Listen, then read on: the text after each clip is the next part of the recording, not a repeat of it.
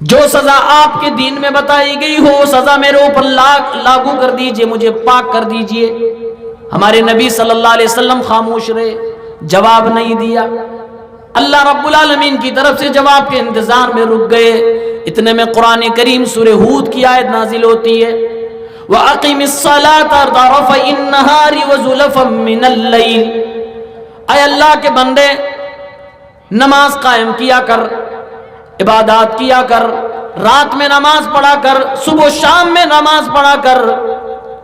ان الحسنات یذہبن السیئات، اور یہ بات اچھی طرح سے جان لو، نیکیاں انسان کے گناہوں کو مٹا دیتی ہیں، نیکیاں گناہوں کو لے کے چلی جاتی ہیں، نیکیاں گناہوں کے آثار کو مٹا دیتی ہیں۔ اللہ کے نبی صلی اللہ علیہ وسلم نے قرآن کریم کی آیت پڑھ کر اس صحابی کو سنا دی کہ اللہ رب العالمین فرماتا ہے ان الحسنات یذہبن السیئات، کہ نیکیاں انسان کے گناہوں کو مٹا دیتی ہیں۔ صحابی فرتے محبت میں خوشی میں کہنے لگے اے اللہ کے نبی صلی اللہ علیہ وسلم، کیا یہ قرآن کی آیت میرے بارے میں نازل ہوئی ہے، میرے سوال کے جواب میں نازل ہوئی ہے؟ اللہ کے نبی نے فرمایا ہاں تیرے لیے نازل ہوئی ہے، اور بلکہ میری پوری امت کے لیے نازل ہوئی ہے، یعنی میری امت میں سے جس نے بھی یہ کام کر لیا ہو، کوئی گناہ اس سے سرزد ہو گیا ہو، بعد میں وہ نماز پڑھ لیا کرے، نیکیاں کر لیا کرے، انشاءاللہ اللہ تعالیٰ اس کے گناہوں کو مٹا دے گا، اس کی خطاؤں کو مٹا دے گا، اس کی غلطی کو معاف فرما دے گا۔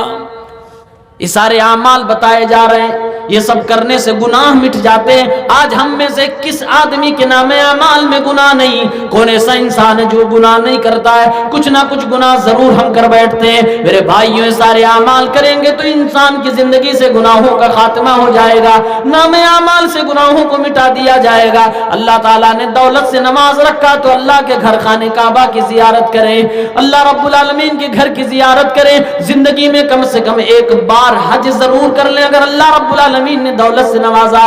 میرے نبی صلی اللہ علیہ وسلم فرماتے ہیں العمرۃ الی العمرۃ کفارۃ لما بینہما، ایک مسلمان جب عمرہ کرنے کے لیے جاتا ہے اور پھر ایک عمرے کے بعد دوسرا عمرہ کرتا ہے، ان دونوں عمروں کے درمیان جو بھی گناہ ہوتے ہیں اللہ تعالیٰ معاف فرما دیتا ہے۔ اور اللہ کے نبی فرما رہے ہیں والحج المبرور لیس له جزاء الا الجنہ، ایک مسلمان بندہ جب حج کر کے آتا ہے اور اللہ تعالیٰ اس کے حج کو قبول فرما لے تو سوائے جنت کی اس آدمی کا اور کوئی بدلہ نہیں ہے، یعنی کہ حج کرنے سے بھی گناہ مٹا دیے جاتے ہیں، انسان عمرہ کرتا ہے اس سے بھی انسان کے گناہ مٹا دیے جاتے ہیں۔